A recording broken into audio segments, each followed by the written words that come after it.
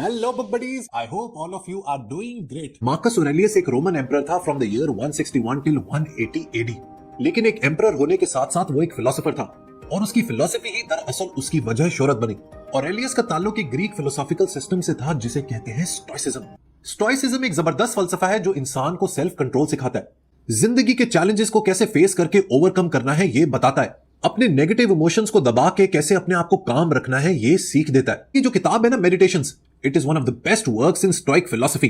ये एक मास्टरपीस किताब है जिसके जरिए आप स्टोइसिज्म को बहुत ही गहराई में समझ सकते हैं। इस किताब के अंदर मार्कस ऑरेलियस ने कुछ ऐसे पर्ल्स ऑफ विजडम लिख दिए हैं, कुछ ऐसी गहरी बातें लिख दी हैं जिनके जरिए आप अपनी जिंदगी को बिल्कुल ट्रांसफॉर्म कर सकते हैं। लिहाजा आज करेंगे ये मार्कस ऑरेलियस के जो 10 बेहतरीन स्टोइक प्रिंसिपल्स हैं उनको डिस्कस करते हैं। इन 10 प्रिंसिपल्स में से शायद कुछ ऐसी बातें होंगी जिनसे आप अग्री ना करें और बहुत सी ऐसी बातें होंगी जो आपको बहुत पसंद आएंगी।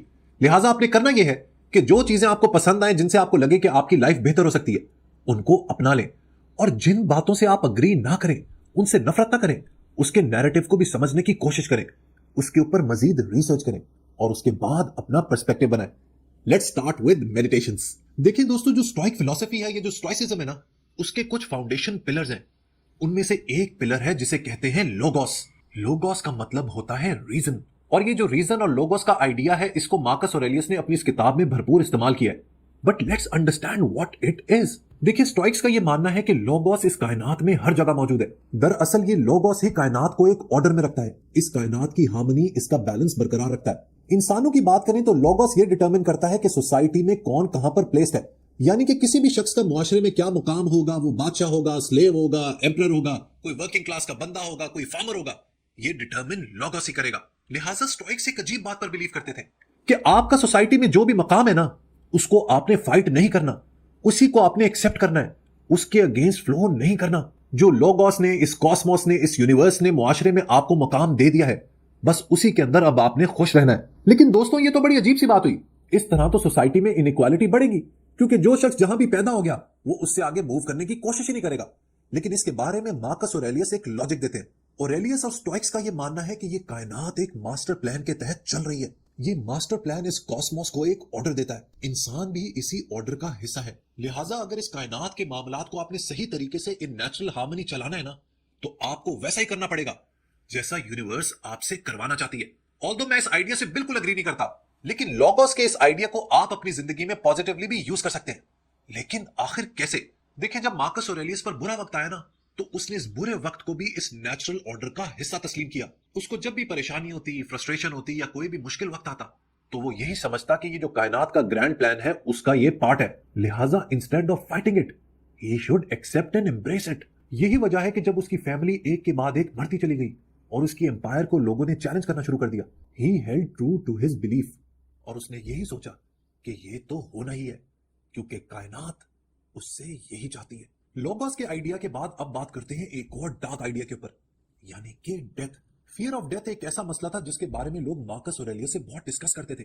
इनफैक्ट स्टोइक फिलॉसफी का डेथ के बारे में एक बड़ा यूनिक नजरिया है। ऑरेलियस का यह कहना था कि मौत से डरने की बिल्कुल जरूरत नहीं, क्योंकि डेथ भी इवेंचुअली लोगोस का हिस्सा है। दरअसल हम लोग जिस दिन पैदा होते हैं उसी दिन हमारे मौत के सफर का आगाज हो जाता है, और जब हम मरते हैं तो दरअसल this is logos leaving our body to become part of the cosmos. Aurelius कहता था कि इंसान के इस एसेंस को कायनात फिर दोबारा यूज करती है और उस एसेंस को यूज करके एक नया इंसान बनाती है, और इसी तरह जिंदगी की ये एंडलेस साइकिल चलती रहती है। ऑरेलियस के मुताबिक कायनात में हर शख्स के मौत का तरीका वाज़ेह हो चुका है, लिहाजा उससे पहले किसी भी डर खौफ की बिल्कुल जरूरत नहीं।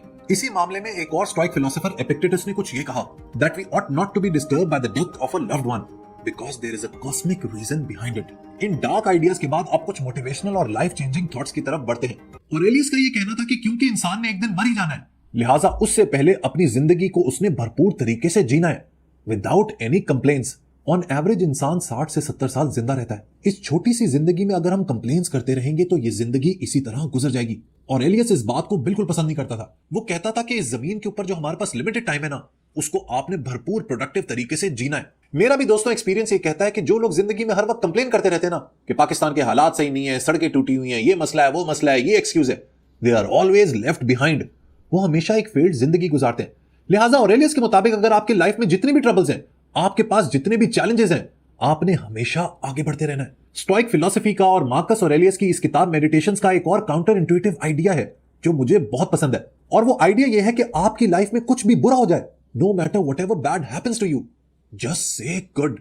लाइफ के हर चैलेंज में, लाइफ के हर ऑब्स्टिकल में, लाइफ की हर मुश्किल में आपने ये देखना है कि इससे मैं क्या अपॉर्चुनिटी डिराइव कर सकता हूं, क्योंकि हर मुश्किल के अंदर एक अपॉर्चुनिटी छुपी हुई होती है। What stands in the way becomes the way.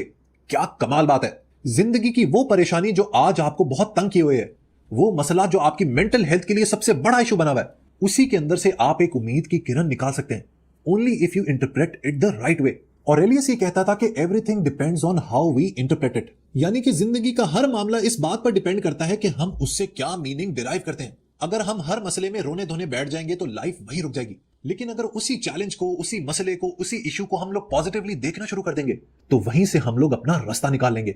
Adversity is the key to opportunity.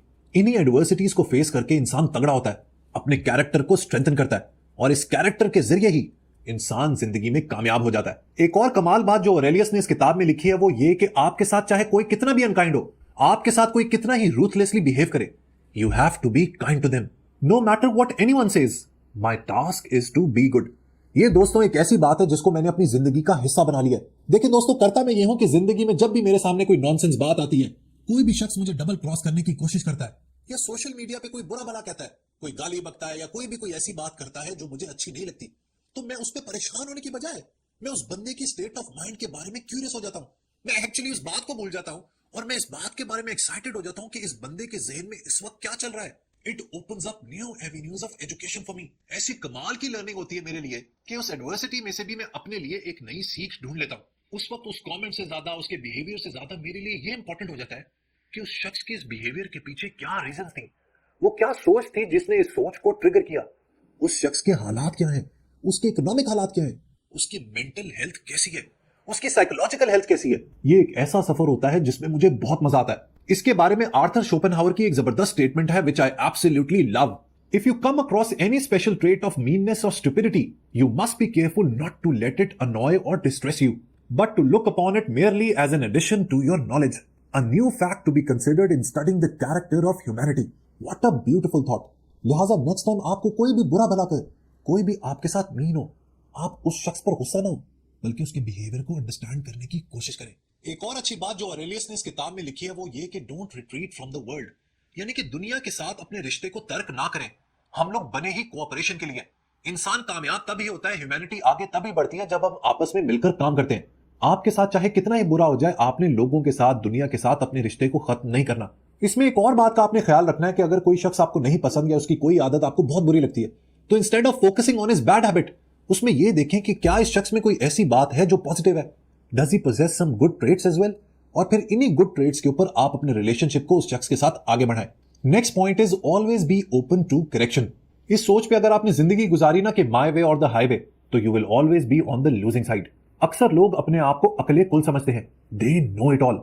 इस तरह के लोग जिंदगी में स्टैग्नेंट हो जाते हैं, एक जगह रुक जाते हैं, और जब आप एक जगह रुक गए ना, तो यही वो स्टेट है जिसको जहन्नुम कहा गया है।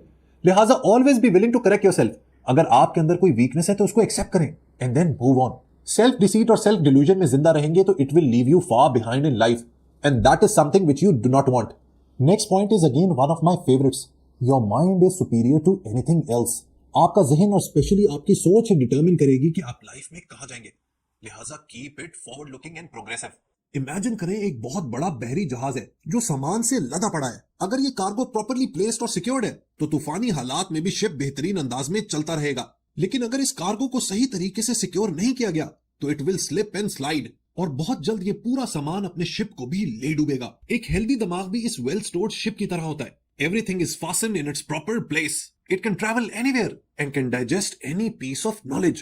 But if your mental cargo is badly stored, maintaining balance is next to impossible. ऐसा जहन हमेशा परेशान ही रहता है और कभी भी अपने आप को अपने आप से आजाद ही नहीं कर पाता। इस बात का एक और मतलब यह है कि मेंटल पीस हासिल करने के लिए एक्सटर्नल चीजों की बजाय अपने मेंटल फ्रेट पर फोकस करना चाहिए। This is because peace of mind comes from inside. Stoics के मुताबिक जब तक आपका जहन खामोश नहीं होगा ना, आप कभी भी जिंदगी के शोर से छुटकारा हासिल नहीं कर पाएंगे। नवा पॉइंट है दोस्तों, practice getting back on track. देखिए जिंदगी नाम ही मुश्किलात का है, ऑब्स्टिकल्स का है, प्रॉब्लम्स का है, फ्रस्ट्रेशन का है, मुश्किलात का है।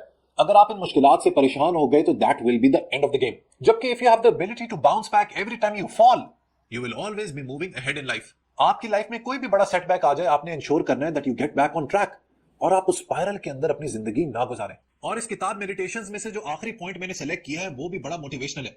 You should always do what is right and in this journey always be willing to face resistance.